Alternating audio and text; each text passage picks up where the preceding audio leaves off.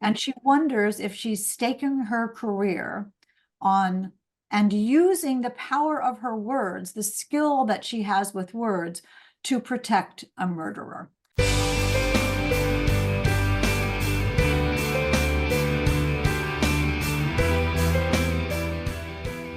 Welcome to our latest episode of Book Reporter Talks To, where our guest today is the fabulous Phillippi Ryan, and we are going to be talking about her latest thriller, One Wrong Word, which is a Book Reporter Bets On selection. I am writing my copy like as we speak, as soon as this is over, because it's going to be in the newsletter tonight. I am so excited about this book.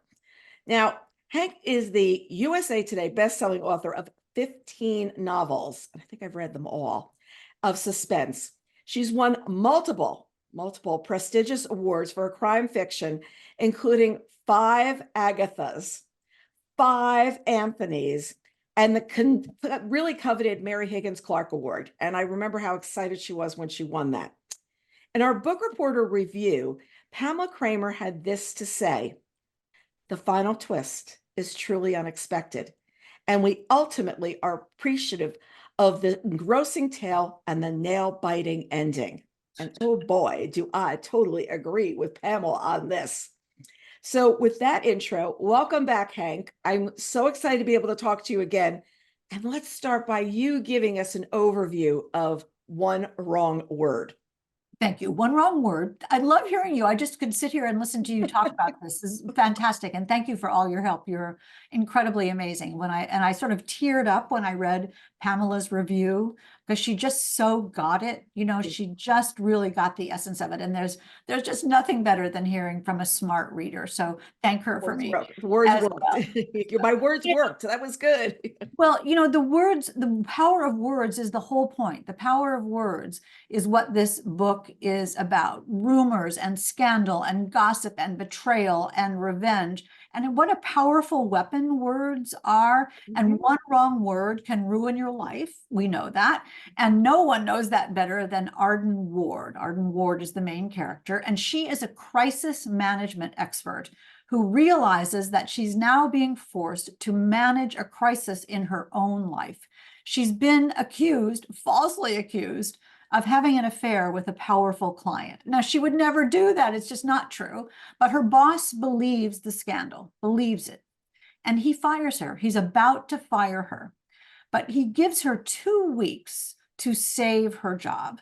And that is by repairing the reputation of Ned Bannister. Ned Bannister is a Boston mogul, a bigwig, who's been acquitted in a drunk driving fatality. But even though the jury found him not guilty, the court of public opinion thinks Ned Bannister is a killer. They still think so. And that has ruined Ned's life and his wife's life and the lives of his 2 adorable children. So Arden decides to stake her career, to use her last 2 weeks on the job to help this shattered family and to prove to the world that Ned Bannister is actually a good guy.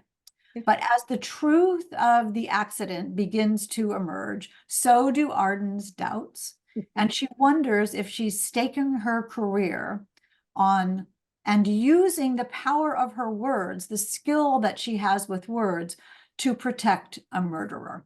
And so it's really 3 smart women facing off in a high-stakes psychological cat and mouse game to prove their truth about a devastating crime.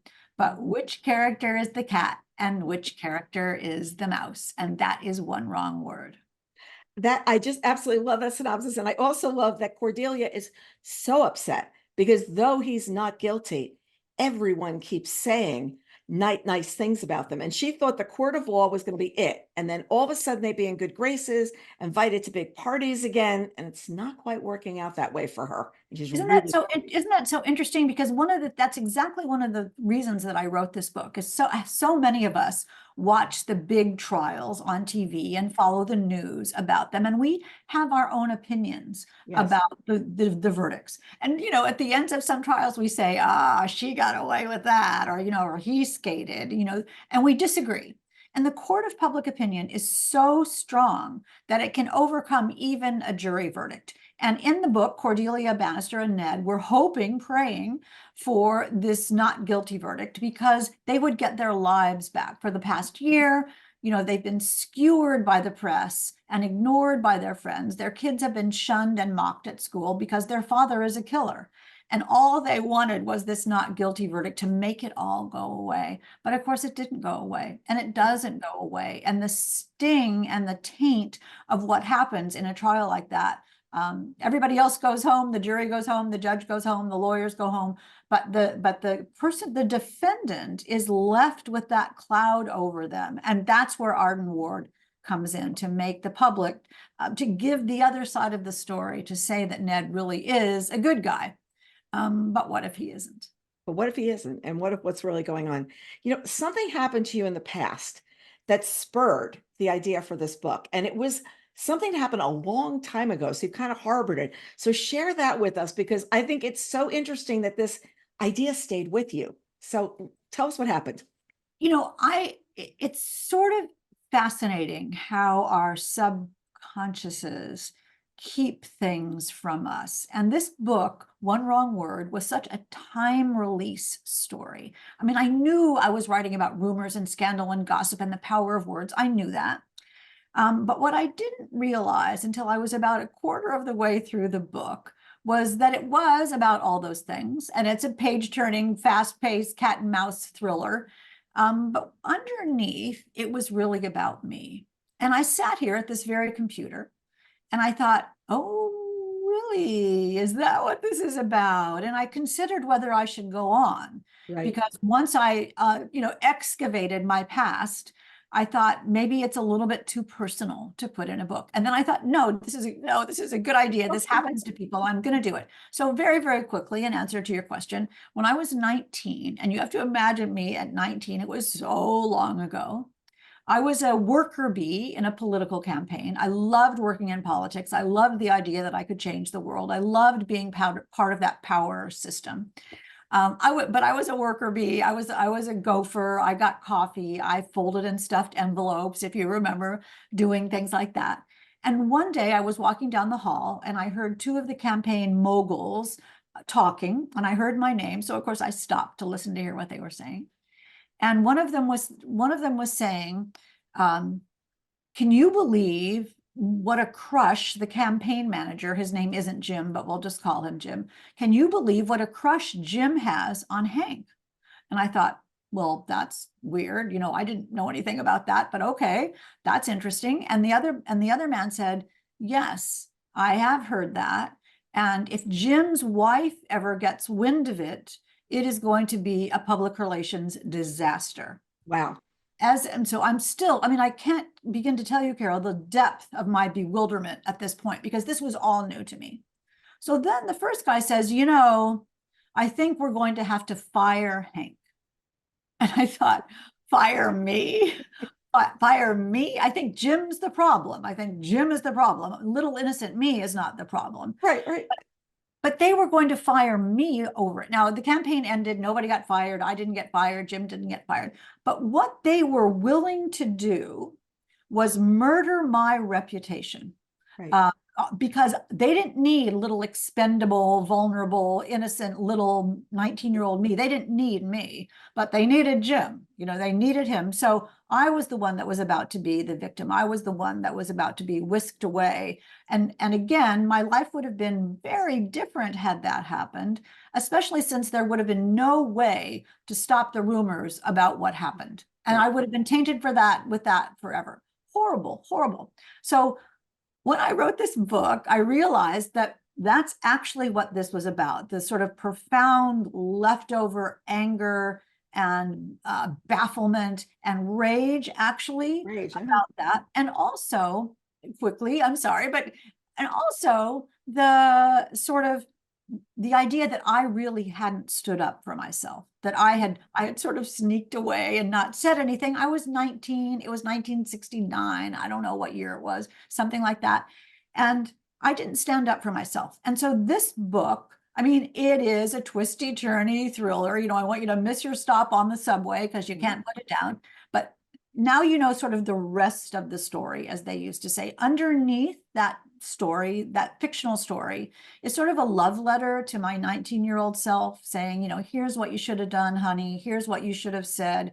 And I have to tell you, it was so much fun to write, to let Arden say and do, to let Arden Ward say and do what I should have said and done. And so it sort of knits up the past. The book sort of fixes the past, and let me come to terms with it and sort of have a little fictional do-over.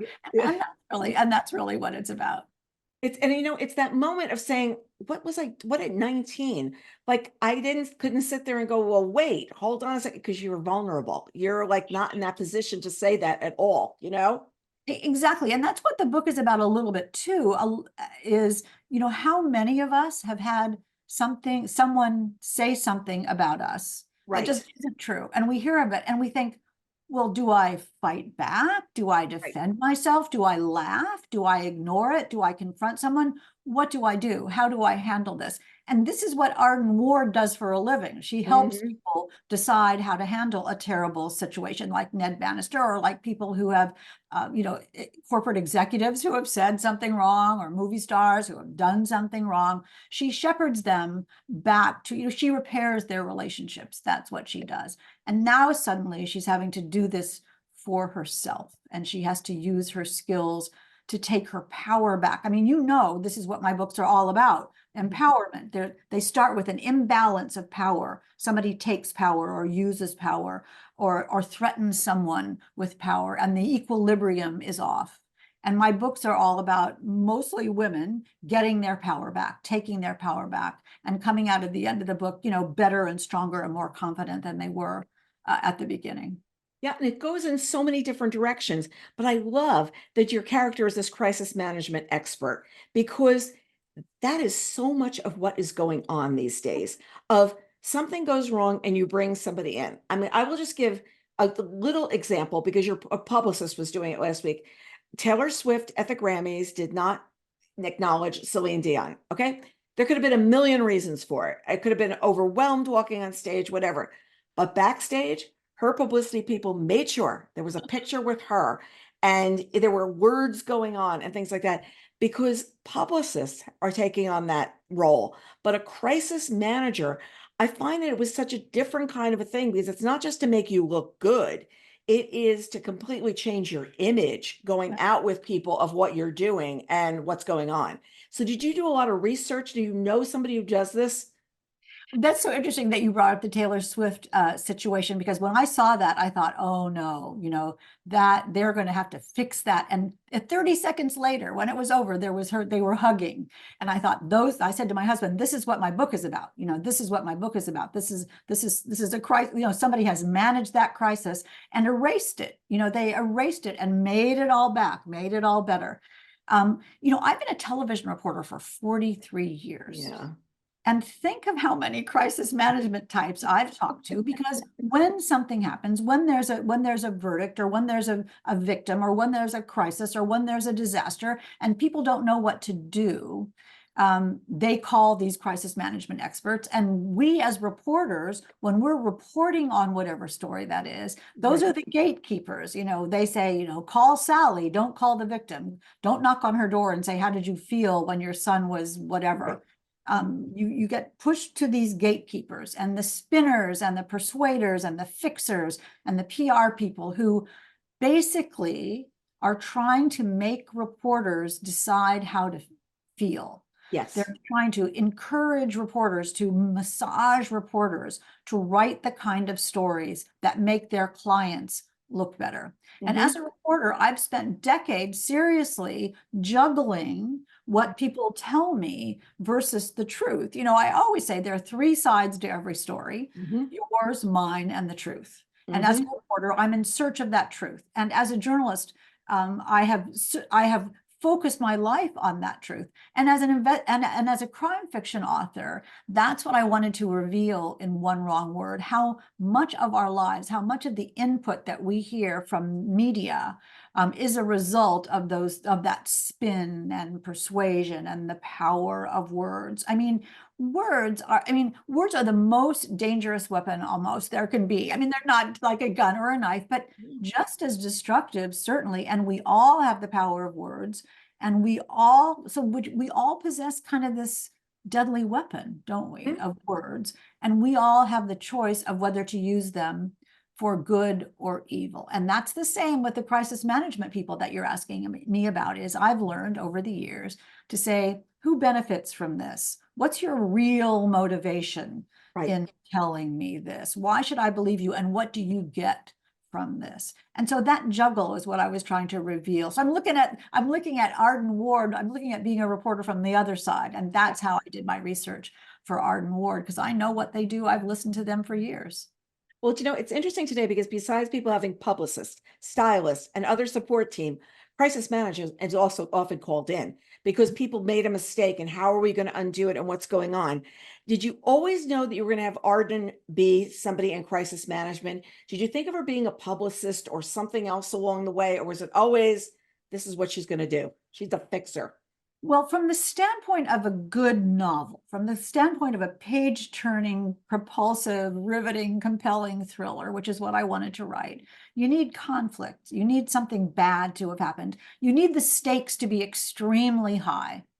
And so I thought, not to make her a lawyer, not to make her a detective, not to make her a journalist, but to make her have a job where every single day she deals with a crisis.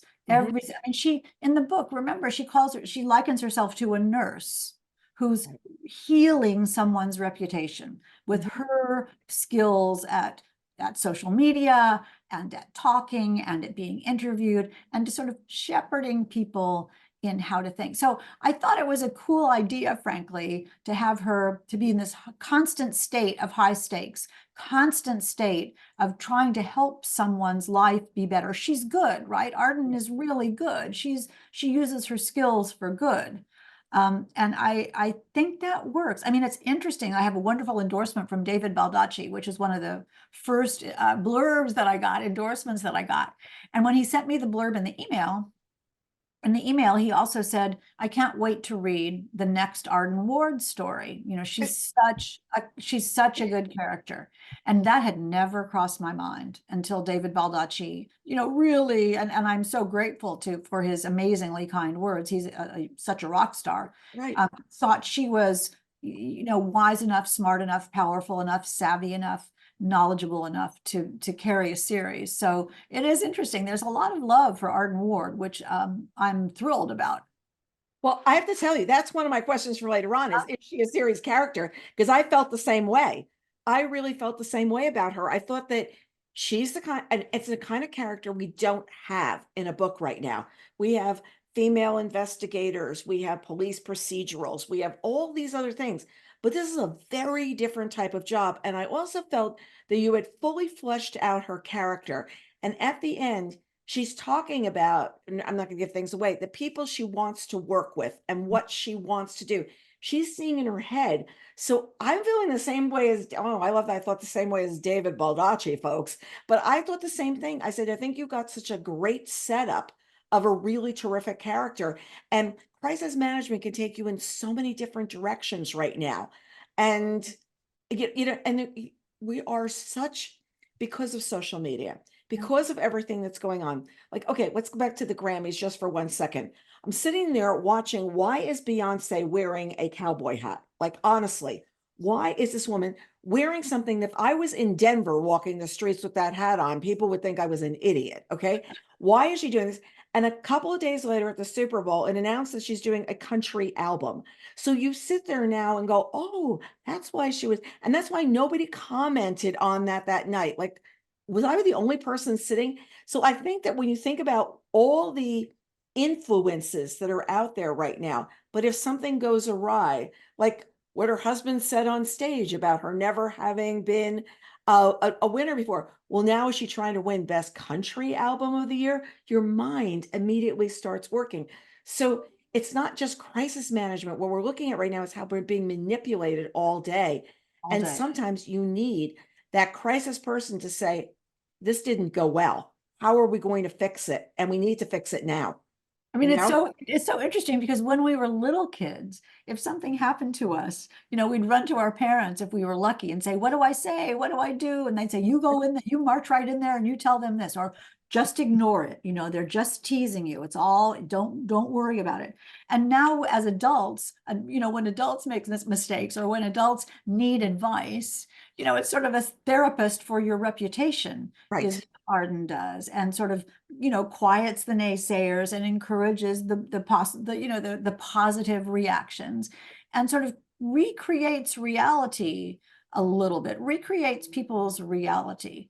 Mhm. And it makes you see how, what is truth? I mean, I don't need to be woo-woo about this, but there's emotional truth and legal truth and moral truth and ethical truth and sort of romantic truth and relationship truth. I mean, all those kinds of things. And is truth, what we wish for? Is Right. truth what we want to believe? Is truth what someone tells us over and over and over and over and over and tries to make us believe? There is a truth. There is a truth. And it's this shades of the truth that you're talking about, Mhm. that I think we really need to be on the lookout for. And again, this is what Arden Ward, and you can see in her thought process as she's trying to figure out, when people are pretending to take a selfie when they're really taking a picture of her client, or how, Yes. this is how people manipulate the world. And she's his protector in this. She's his protector. But what if he's really a bad guy? What if Mhm. she's what if she's been lured into doing something that she shouldn't be doing? Then what does she do? Where is her allegiance at that point? And that kind of personal crisis that she has to face, it's her life and her job and her reputation and her career. So, it's her health Mhm. insurance, versus her honor. Yeah. What do you do? What do you do? Yeah. And I'm actually thinking about that where he's out with her and she's watching what he's doing. And she says, "You realize those people over there are taking a picture of you. You realize what's going on." And he is completely oblivious. And she goes, "Do you realize with what you're doing right now, you're playing into exactly what they said you did? And they're all taking pictures of you." And he's completely oblivious. And she's just sitting back in the chair and watching what's going on. And I remember I was watching a show the other night and they go like everybody was doing like this and the character's not even realizing what's going on. And that is what the other person sees. The other person sees the bigger problem, you know? I love that. It's because she's trained to see the big picture, and because she understands how manipulative people can be, how they can manipulate reality, and how, with the click of a mouse or the click of a phone, you get a photo or you overhear something, and it spreads. The speed with which a lie spreads is astonishing, Mhm. especially now. And this book is sort of Suits meets Scandal. It's Yes, and yes. don't you think? And it's Yeah. also about how eager we all are to hear the latest buzz about the thing. I say, Mhm. did you hear about the thing? And you're like, yeah, can you, this is what I heard about it. And that spreads, and that takes over our lives. It takes Right. over our lives again. And that's where Arden Ward comes in One Wrong Word. She's trying to regulate that, tamp that down, keep that reined in, make it work for her. Yeah. And it's like, okay, this is like not what we're going to do. But then we've got this character of Cordelia. And Cordelia is just, "Ah, I have been so injured by what he has done. I have done nothing and I am just being scandalized." And I love it when she comes to see Arden. It's just like, "Oh, my darling, this is what you need to fix for me. These are all the things you need to do." And you're just like, okay, this is like your trauma of what's going on. Like, my child wasn't invited to this party, and I thought that now that he's not guilty, he will be. And this is what this woman is obsessed with, is the askance look in the club, the askance look of what's Well, going on. when someone's social status is their entire life, um, that can skew your vision of reality a little bit. Hmm. And that's what Cordelia is used to. And she really thought, as I was saying, she really thought when they got an acquittal that everything would be taken care of. People Yeah. would say, "Oh, all right, I'm so sorry. Your husband isn't a drunk driver."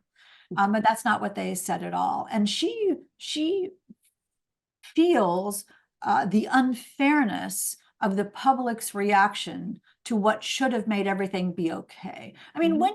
when you're the spouse of a person on trial, and you're deciding whether to stand by them or whether to believe them, and how do you deal with that? How does Cordelia deal with the possibility that her bigwig mogul husband might be sent to prison for 15 years and leave her with the kids? I mean, it's sad enough, but when someone is used to a certain lifestyle, it's going to pull the rug out from under their lives as well. And that's what she's afraid of. She's afraid of, what happens after this verdict, what's going to happen to her, because her life is on trial, her life is being judged, and her kids' lives are being judged. They're not being invited to, I mean, they don't understand that they're young. Pip and Emma are Yeah. young, and they don't understand why suddenly they're not getting invited to birthday parties, or they're not on the soccer team, or people ignore them in middle school.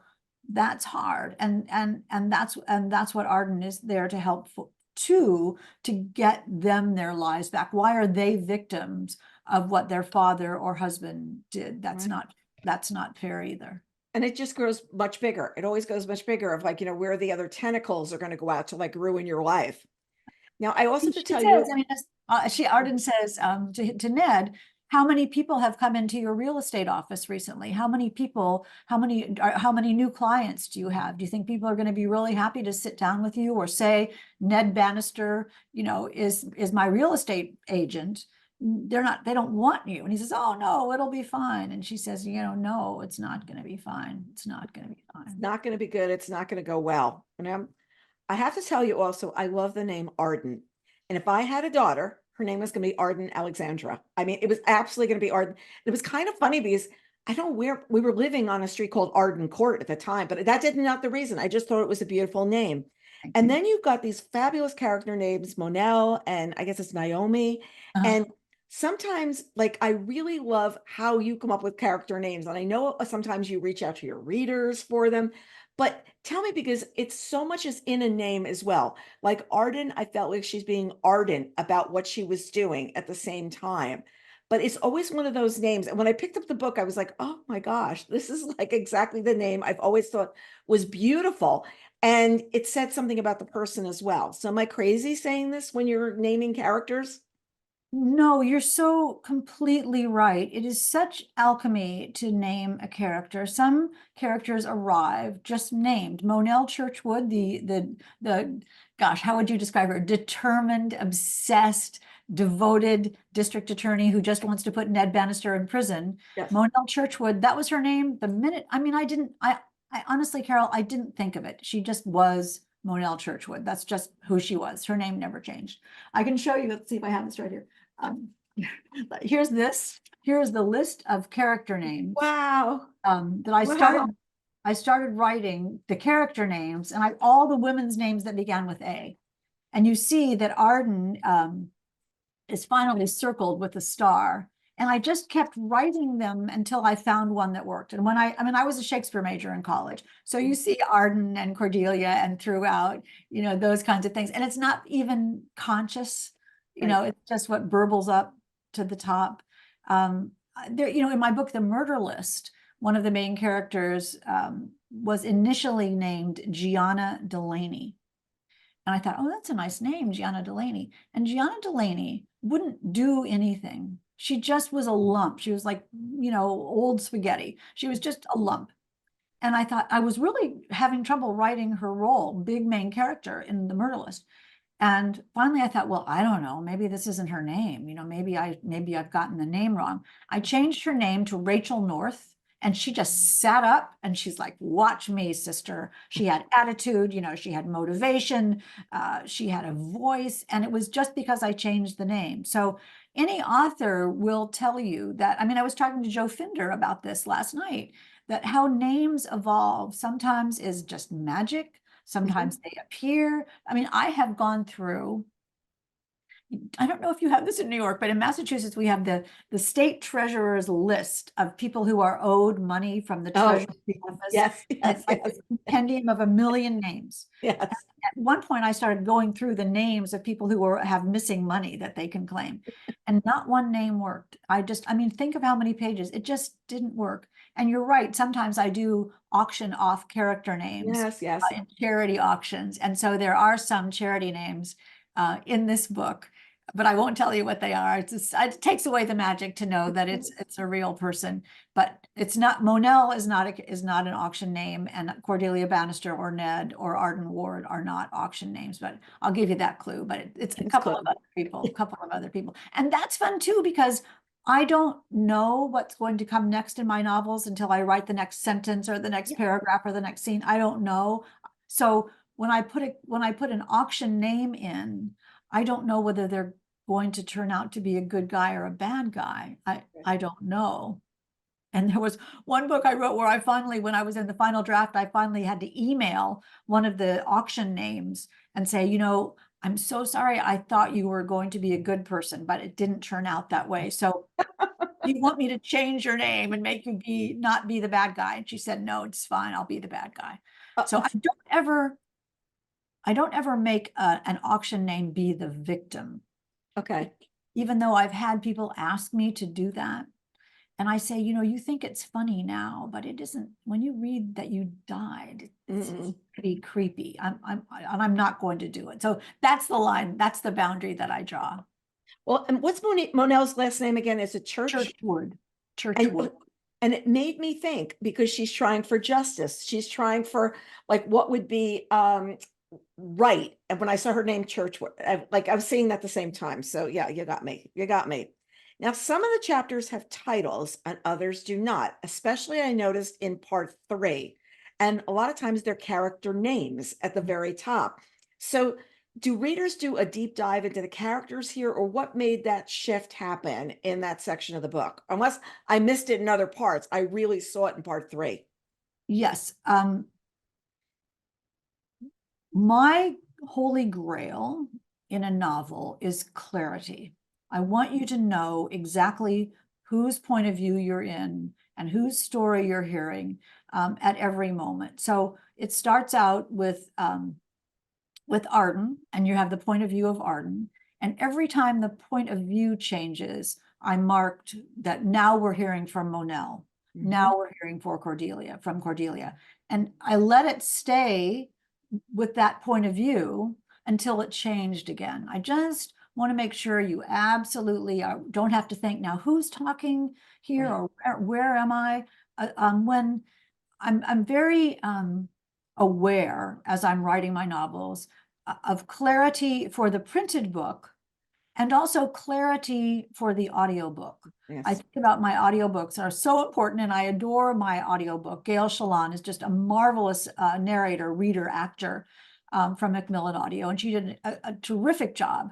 And I want to make sure that when you're listening to the audiobook, that you're absolutely grounded in place and character.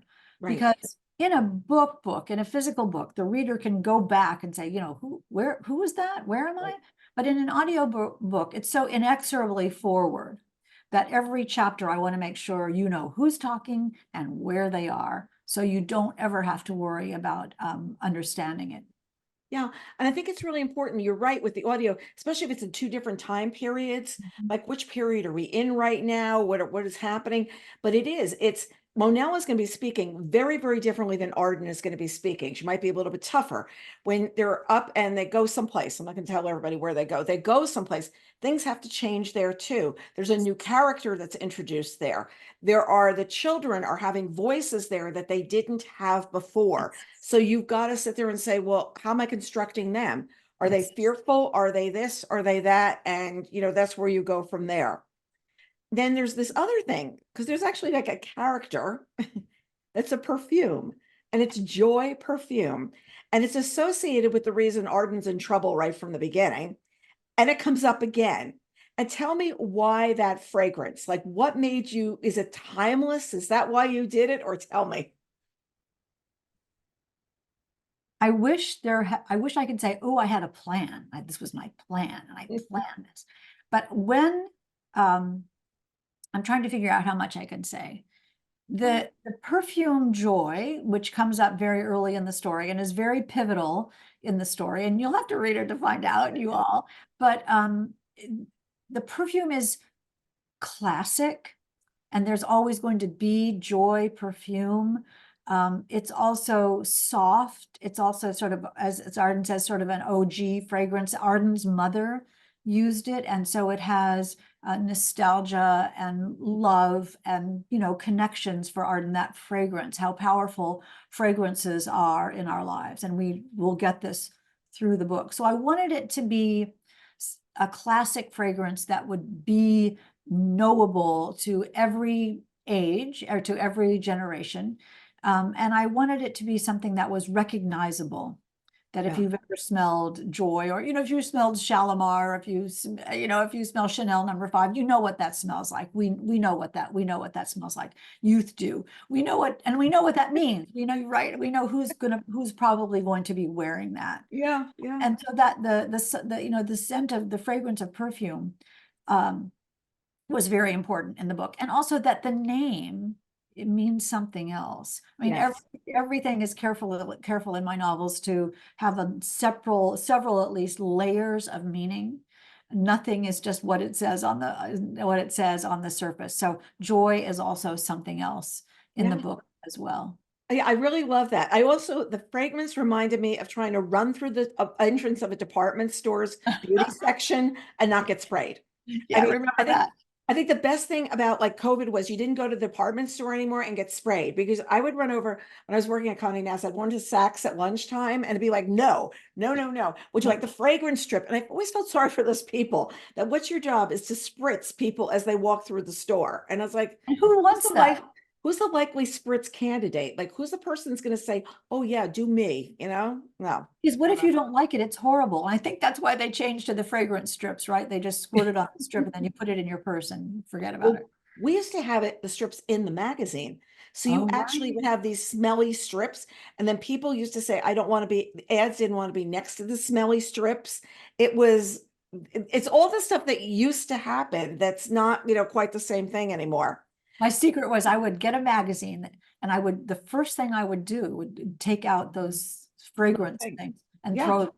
Because this is such a funny conversation, but it'll be interesting to see. But it's a funny conversation because what I'm saying is next is I love about your work is the details, and the detail of the Joy perfume, the detail of what goes on. And were they there for the start, or do you like write and then see the room and then say how I'm going to decorate it? Or like you're just banging out and going, and there's a fragrance and there's a this or that? Or are you, as you're writing, because your details are so good, putting them in now or leaving space, fragrance to come? No, I would never do fragrance to come. I have to have that before I go forward. I think that, you know, maybe I'm sort of thinking out loud here. The way it is I sort of see the movie in my mind and hear the movie in my mind of who's in the room and how are they being, and the rattle of ice in a glass. And if someone has a glass and they put it down, where are they putting it? Are they careful about a coaster? Do they put it on a magazine? What magazine might they put it on? What is the table? You see, because of who they are and because of where they are. I mean, in one of my books, I had someone, she's eating a cookie and she just scrapes the cookie crumbs from the table onto the floor. And that's, if you saw that, you would say, don't do that. That's careless. That's a very self-centered person. And by that one gesture, I don't need to say that she's careless or self-centered. I just have her brush the crumbs on somebody else's floor, and there you have who she is. So I use all those things to reveal character, to reveal setting, and you get the viewer, the reader, I hope, gets the puzzle pieces of the setting and how the people are using the setting. Everything means something. It's so much fun to make that movie become reality on the page. It's like the food they eat, the way they move. There was a moment the other night I was watching the Capote show, and I actually was thinking at one point when the characters are walking around of your book. I mean, honestly, because everybody was so purposeful. Like she took her hair and sprayed it, and the way she was having her the help put on her necklace and put on her earrings, and then where that translated later on, she was actually going to like radiation, and she takes those things off, and this whole construct, and I feel like you do the same thing. Constructing the outfit was one thing, and then she went to this other place and she completely unconstructed that outfit. And just doing that was such a big deal. And I think that I feel you do that same thing in your book, is like you're walking through and a scene has been constructed. There's a scene where they're someplace else, I'm not going to tell you where, and you get noticing about these people and what the people are revealing that they might not have revealed in a different place. And just by you moving them, you get the action that you're going to need. Thank you. This is so nice of you. I'm just sitting here listening. I love it. I love it. You're such a careful reader. I sit at this very desk for a year and create this world. And to me, it's real, and I can envision it, and the people are moving through it with intention and motivation and desire and passion. Everybody wants something, and how far will they go to get it? And what's their milieu, and where do they live? I mean, Arden's brownstone on Beacon Hill, which I can imagine so easily as if I actually knew it. It's really real to me, with the spiral staircase and the way the fireplaces are in her fish tank, and the room that used to have a ballet, obviously had a ballet bar in it, and mirrors. Who knows who lived there before. And when Ned drives in to see her brownstone, what's Ned? Ned is a real estate guy. Right. So he said, "Oh, does it come with parking?" And she says, and she says to him, "What, are we going to Zillow next?" And Ned says, "I'm the one who tells Zillow what to put." And again, so now we get where she is, what she thinks, what he thinks, their banter and their relationship and the setting, and all that is really fun to write. And at the same time, there's then this balance of power, Yeah. because all of a sudden he's got the power to say, "Oh, I think this is worth this," da da da. And he's showing her, "I have control." Like I have a control kind of thing. So you do it, like what I'm saying is every one of those little details, and it does come across because it makes the story more authentic, because you're seeing the characters in a 360 kind of a way, the way you're bringing them into the room. So then you've got this brilliant twist at the end. And we've talked in the past about how you write your story stream of consciousness. There is no like outline in, in the life of Hank. The life of Hank has no outline. That's true. That is totally true. No, true. So did you see this, like you sitting down and then you see this ending and you go, "That's where I'm going"? Or did you see the ending a little bit sooner, have a setup going to it? No, I love this. No, it's a surprise. I mean, I know it sounds unlikely. The only thing I really know, and this has sort of come to me, I just sent in book 16, so this has sort of come to me recently, is that I kind of know, sort of hard to describe, but I kind of know the last frame of video in the book. Like if you were watching a movie, what would be the last and lasting moment that I leave with readers? What is the, I don't know how I get there, but I know who I want to be there. Right. And how I want the main character or characters to feel, and how I want the reader to feel. I mean, in one wrong word, I want you to feel like, yeah, this is exactly what should have happened. And also like sort of, oh, this sort of emotional coda at the end of the book, where the themes are sort of reiterated, and the reader is sort of gently prodded to say, "Remember what this is about now." It's about Back it up. Yeah. Yeah, and so that's very important to me at the end of the book. I kind of, there are two ways I know I'm finished with my novels. Well, three. One is there's a deadline and my editor says you're done. But the other two ways, I'm so in love with the editing process. I think the editing process is where that's the ball game, is the editing process. I write the first chapter, I write the first draft to find out what the story is. I'm in search of the story. And at the end of the first draft, I think, okay, got this. I know what this is now. And then I go back and make it be that more. I take out everything that isn't the story and deepen and enrich and layer everything that is the story.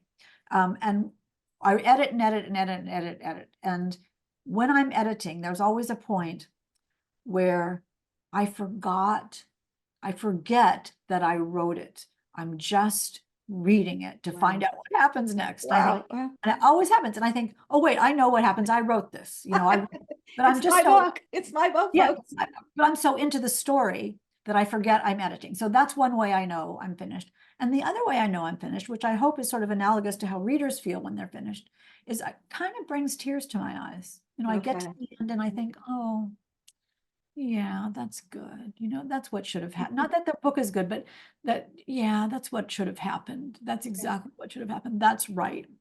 And I really work on the endings to try to give readers that feeling of completion and satisfaction, that it was a fair story where all the clues were real and the red herrings were explained, and everybody, all the loose ends are tied up with a nice red bow at the end. So everything is finished, so you feel when you close the book, you say, yeah, that's exactly what should have happened.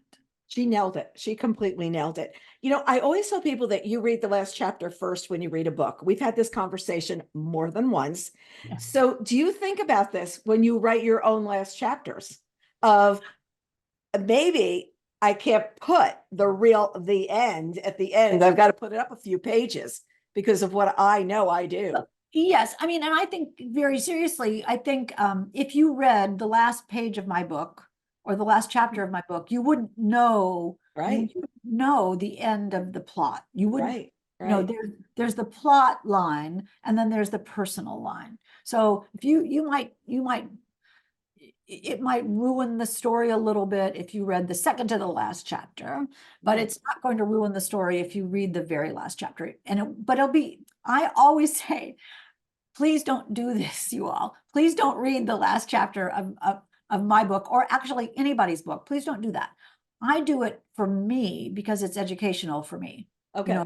I, as an author, if I read the last chapter first, and then I go back to the beginning and read it from the beginning, I can deconstruct the author's story thought process. I'm really studying the book to see how they got to the end. So I've never cared about that. I know the ending of a novel or a movie. I often say, just tell me the end. Just tell me it. I don't care. It's fun for me to watch it unfold, to see what the author has done. As a reader who's not an author, I say, please don't do that. The author has worked so hard. Just read it from the beginning. Just read it through. But I'm talking just sort of educationally for me. If there's a book that I think is going to be great, I might read the end first and then start at the beginning to deconstruct the pathway that the author took to get there. But I do not encourage it. I discourage it. Let me put it that way. I totally discourage it. Well, the other thing is you're a very, very generous author. You host more than one show, the co-host and founder of The Back Room, host of Crime Time, A Mighty Blaze, and the co-host of First Chapter Fun. And I know these interviews require a lot of time. You're reading the books, while you're writing your own work and selecting guests, prep the actual show, getting it up there. How, with everything you've got going on, do you have time in your schedule for this? Because I see your dates of what you're doing, and I was like, oh my gosh, on top of all else, and on top of this big tour that you're on at the same time. The tour is really funny and fun. And book tours are not that glamorous. I'm so happy to be doing this, and I'm so incredibly delighted at all the people that I'm meeting, and all it's just fun in every way. But I'm going to live on Subway sandwiches. Let me just say, you buy a Subway sandwich, you eat half of it, you stash the rest away for when you're going to be starving later. And I always have emergency almonds with me because you never know when you're going to be starving. So it's great and it's fun, and I absolutely love it. As for juggling the rest of the stuff, my husband and I are great pals, and we respect each other's work. Jonathan is a criminal defense and civil rights attorney, and he works on big cases, and he's very focused. So we're a good match. We don't have any pets. We don't have any green plants that live. They just die. And so we both really enjoy our lives together, and we both really work hard. And so, he may be working late into the night on a murder case, and I may be working late into the night on a fictional murder case. And there's no difficulty Mhm, about it. We mhm. encourage each other. Why I have stepkids. He has wonderful son and daughter, and we have grandchildren, but they don't live in town. And so it's just really my life is my work. Right, Um, and right. we're both happy with that. I'm just so lucky, Carol. I'm just so lucky that, knock on wood, it's worked out this way, this sort of second half of my life and career. I didn't start writing till I was 55, I know and it. I'm on book 16, and that's amazing. Well, it's funny because my husband has a very different career from me, very, very busy. Like I see him in the morning. Our offices are in different ends of the house. Like we really like say he'll come up at like 5:55 and say, "What do you want for dinner?" Because he cooks during the week. But it's really interesting because I've never been told by him, like, what don't work this weekend. I've never heard that. There were years I traveled all the time. I don't do it anymore because it just takes too much. It takes Yeah. too much away. We're just way too busy at the office now. But in fact, somebody said to me, "Do you want to go to Savannah Book Festival this weekend?" And I said, yeah, I always think that's a really good idea till Martin Luther King weekend. And then I realized I have no time to go do this and I'm going to get snowed out or Yeah. something's going to be a disaster. But that mutual respect and allowing you the time that you don't feel that you're asking for free time. And you can actually, like he said to me this weekend, "What do you want to do? There's 3 days." I said, sit on the couch with a book in the fireplace. Like, that's multitasking to I me. That's know. really good. Doing nothing is great. Doing nothing by watching television and reading a book and probably catching up on emails a little Yeah, bit and planning dinner and maybe folding the laundry at the same time.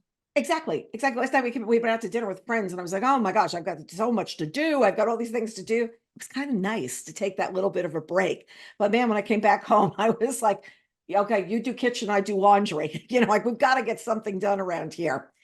So you're on this big tour, and it's really interesting because you start the tour, and a lot of people haven't read the book yet. So, and now you've got like 20 more dates set up, and you may now have people who have read the book. Uh-huh. So they're showing up in the store. Does the vibe change and what you end up talking about from the beginning of a tour to an end, or you're pretty much on the same game? It's a great question. It's pretty much the same. Even people who have read the book ask sort of the same process questions, which I Mhm. love talking about. How does your mind work? How does your writer brain work? How do all those wonderful things that we all love to talk about. And those are the kinds of questions that I get. So I get a lot of questions about, whether I've been stalked or threatened or, done something dangerous in my career as a reporter. And Right. those are fun questions to Yeah. ask us to answer as well. So yes, I mean, that's very prescient of you because as the tour goes on and people have read the book, then I'll get more specific questions about the book. And then we always have to do the juggle of, how much do you answer this for people who have not read the book at Yeah. all? I'll answer it on the signing line. And it's Yes. also hard because a lot of times stores want you to buy the book and people have already bought the book and it becomes this whole, it's like there's this juggle of pre-order, come and buy the book and go do these. And I find that interesting. So let's talk about the title. We're talking about One Wrong Word. Was this always the title?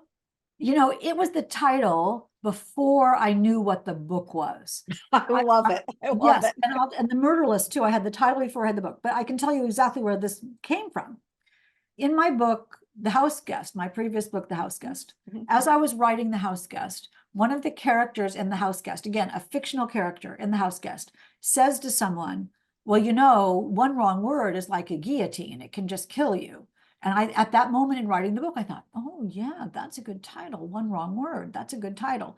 So the book title came from a fictional character who I had saying in a fictional conversation, who then gave me the idea for the title for a book that I didn't know what was. Let me see if I can do what your readers have been doing. Wait a second. I think I have to Put go a over a little little bit bit over to more. your, yeah, Wait, split your nose in half is stop. what I'm going to try to Wait, do. wait, we got to put my nose this way. Yeah, there you go. Oh, There stop. we go. We There we gotta, go. She's had everybody this, get a screenshot. she has had so many readers doing this, and it's so much fun to see of like, what people are doing.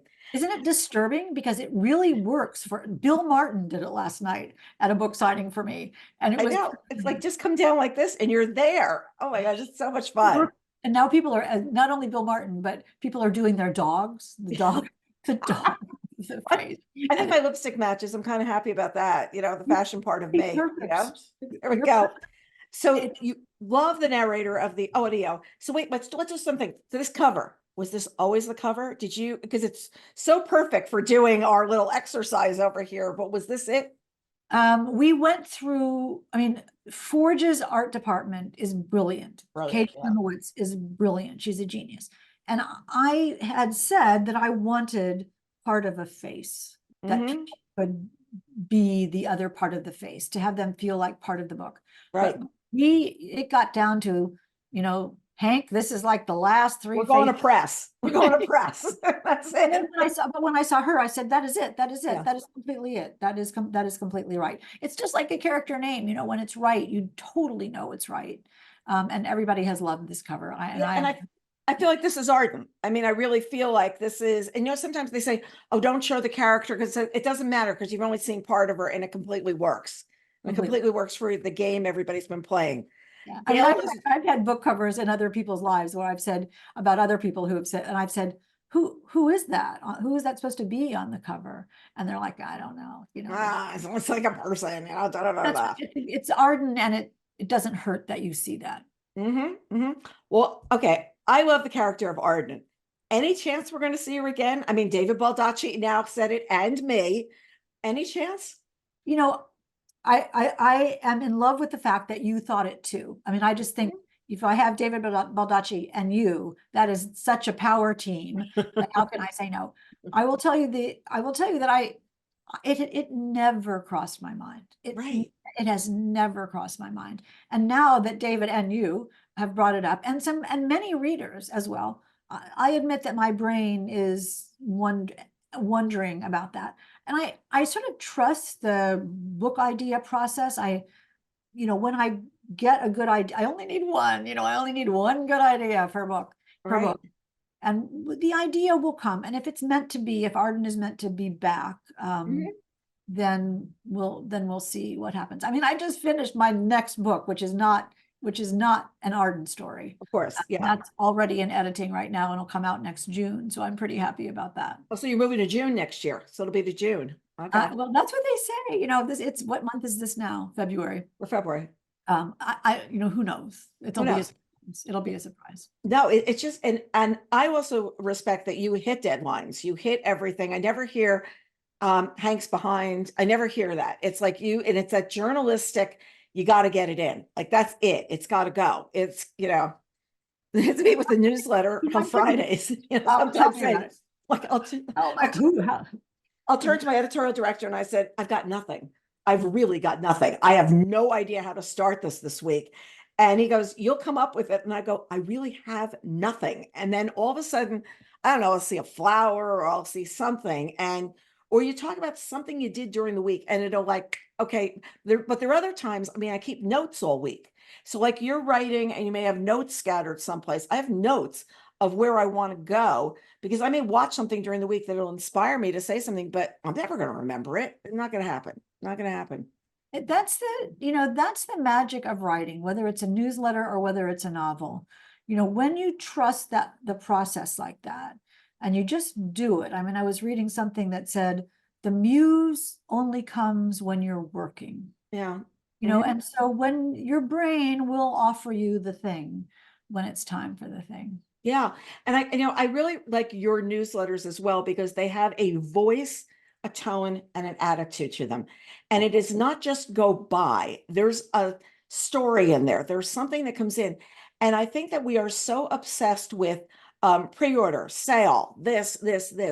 And we sometimes forget, like, it's not the week for somebody to do something, but they're going to do it. It's just not going to happen immediately. But if you've got that relationship with the reader, it's a different kind of a setup. It's a different kind of setup. And they're coming out to see you because you've not just sold them a book during the year, you've talked to them during the year, you know? Well, what's more important than the readers? I mean, there is just nothing. I am nothing without the readers. And I, genuinely, authentically am touched by the communication and the friendship and the enthusiasm and the support. And, this is, I mean, the idea that I can connect with those people.